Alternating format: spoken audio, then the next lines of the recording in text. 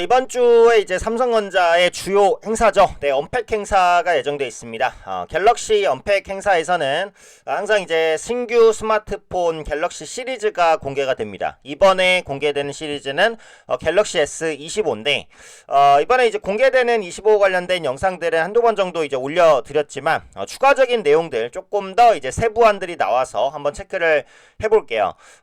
사실 삼성전자의 이제 가치는 어찌되었던 간에 반도체로 움직이긴 하지만 그래도 스마트폰 부분에 성과가 있을 것이다 라는 것은 증권가의 공통된 시각입니다. 그래서 갤럭시 S25가 시장의 예상치 이상의 성과를 낸다라고 한다면 주가에도 일정 부분이나마 분명히 도움이 될 수는 있어요. 그래서 이번 주에 진행되는 갤럭시 언팩에서 어떤 내용들을 핵심 포인트로 잡아볼 수 있을지 간단히 한번 보겠습니다.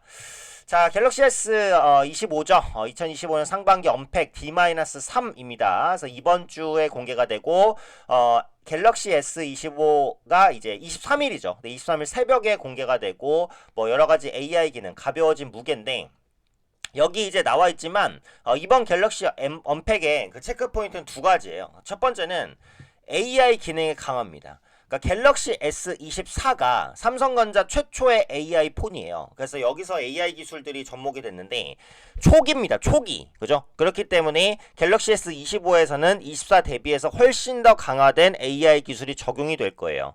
예를 들어서 갤럭시 링 같은 경우에도 초기 버전에서는 혹평을 좀 많이 받았거든요. 근데 그런 디자인 개선이라든지 기능 개선이 있으면서 갤럭시 링 2, 갤럭시 링 3 이렇게 단계가 나아가면서 발전을 할 거잖아요.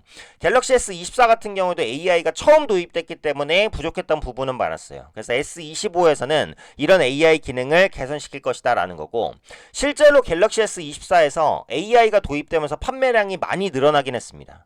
이번에 25에서 좀 더 완성된 AI 기능이 들어가면서 판매량을 더 견인시킬 수 있을 것 같아요. 자, 두 번째는 원래 갤럭시 시리즈는 S, S 플러스, S 울트라 세 가지 버전으로 항상 나왔습니다. 근데 이번에는 한 가지 버전이 더 추가되죠. 슬림 버전입니다. 말 그대로 얇은 버전이 더 추가된다는 거예요. 하드웨어적인 요소를 조금 더 강화했기 때문에 여기에도 성장의 포커스가 있다라고 보시면 되겠습니다. 그래서 이 두 가지 요인 때문에 이번 갤럭시 언팩 같은 경우에는 다른 언팩보다는 조금 더 기대감을 높일 수 있을 것 같아요. 자, 구체적인 내용을 보면 강력한 AI 기능을 탑재한 갤럭시 S25를 통해서 온디바이스 AI 스마트폰 시장에서 주도권을 가져간다는 목표다. 온디바이스 AI라는 것은 이제 스마트폰 자체에 AI가 내장되어 있다는 겁니다. 데이터를 안 써도 쓸 수 있는 AI고요. 내장되어 있기 때문에 동작 속도도 빠릅니다. 그래서 이 온디바이스 AI 시장이 굉장히 고성장할 것으로 현재 예상을 하고 있는 거죠. 그래서 이번에 갤럭시 언팩 2025, 갤럭시 S25 버전이고요. 업그레이드된 성능, 뭐 당연한 얘기라고 봐야 될 것 같죠. 자, 유튜브 요약부터 내일상 루틴 추천까지 강력해진 AI 기능, 유튜브 노트, 음악 검색, 루틴, 숙제 AI 등이 새롭게 탑재될 전망입니다.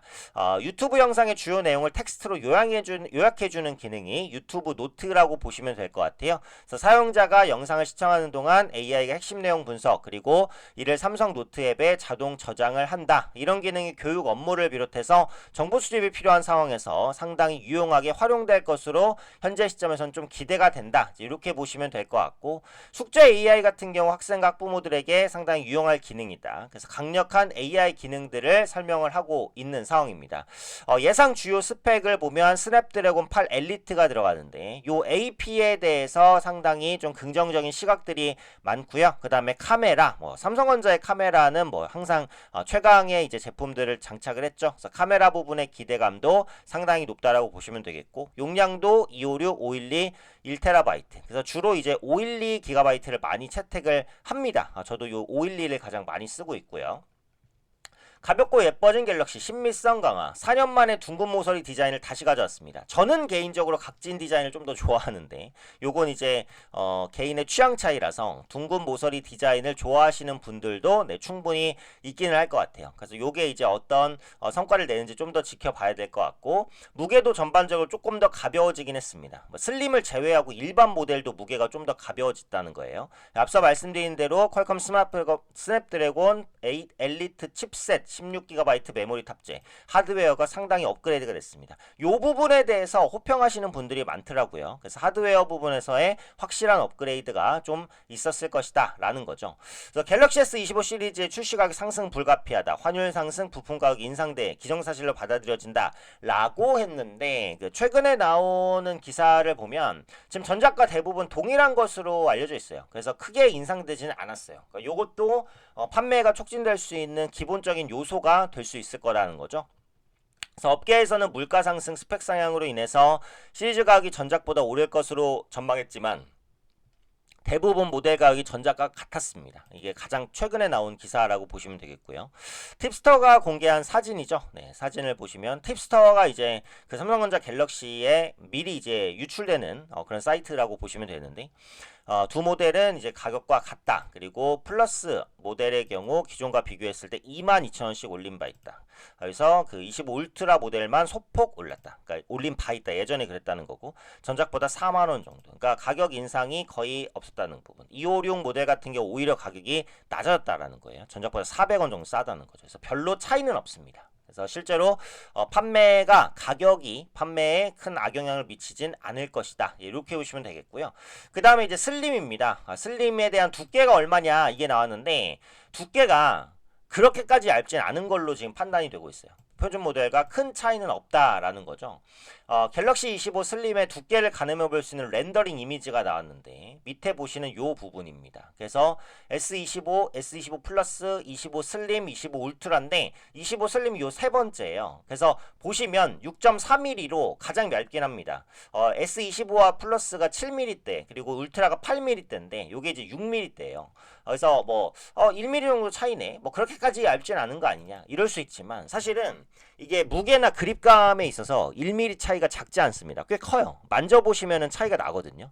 1mm가 눈으로는 차이가 잘 안 나도 잡아보면 차이가 납니다. 그래서 그런 관점에서는 슬림이 분명히 이제 수요는 좀 있을 수 있다. 근데 이제 중요한 건 아이폰도 슬림을 내놓잖아요. 갤럭시도 내놓고. 근데 슬림을 만든다고 해서 이거 기능을 다운시킨다 이렇게 보진 않아요. 기능은 하이엔드를 유지하면서 두께를 얇게 만든다는 개념으로 갔기 때문에 당연히 두께를 얇게 만드는데 한계가 있을 겁니다. 하지만 1mm 정도의 얇은 두께도 그립감이라든지 무게에서는 차이를 냅니다. 네, 그렇기 때문에 슬림에 대한 기대감은 어느 정도는 좀 유지할 수 있겠다라는 생각이고요. 여기 보시면 이제 25 슬립의 전면 모습은 이렇게 둥근 모델이 될 것이다. 항상 그랬듯이 울트라만 살짝 좀 더 각진 요 정도의 형태가 된다라고 보시면 될 것 같아요. 그래서 두께 측면에서는 아주 얇지는 않다. 조금 더 얇다. 하지만 요 정도의 두께가 그립감에는 차이를 준다. 이렇게 보시면 되겠죠. 자, 슬림이 요겁니다. 요거 가장 얇은 두께인데 아주 뚜렷하게 차이는 나지 않고 약간 더 차이가 나는 거죠. 무게에 대한 정보는 아직 나오진 않았는데, 그러니까 가벼운 무게가 슬림 모델 특장적이 될 가능성이 있기는 해서 무게도 당연히 좀 더 가벼울 것 같습니다. 그래서 이번 언팩의 특징은 말씀드린 대로 강화된 AI 그리고 슬림 모델의 추가 두 가지예요. 네, 요 두 가지로 좀 더 그 차별화를 시도하려는 모습들이 나타나고 있기 때문에 이번 언팩 행사는 다른 언팩 행사보다는 조금 더 주목도가 높을 수 있겠다, 이런 생각이 들고요.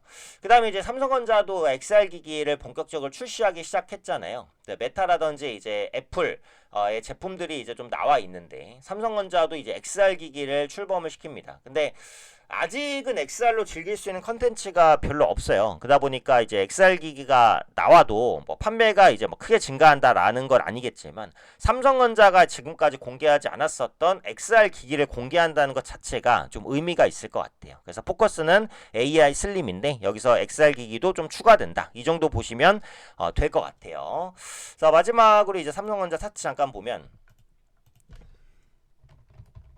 지금 바닥권 탈피를 계속 시도 중입니다. 그래서 바닥권에서 5만원 초반대 하방 경직성, 요건 자사주 매입과 관련이 있을 것 같은데, 그동안 100만 주씩 사던 자사주를 60만 주를 좀 줄였어요. 그러다 보니까 하방 경직 효과가 적긴 한데, 어찌 되었던 간에 이제 그 자사주 매입 10만 주는 장기적으로 진행이 되는 거고요. 일단 3만 주 정도가 3조 원, 10조 정도는 진행이 되는 거고 3조 정도가 자사주 매입이 돼서 그다음에 3조 원이 소각까지는 됩니다. 지금은 3조 원의 자사주 매입도 진행 중인 상황입니다.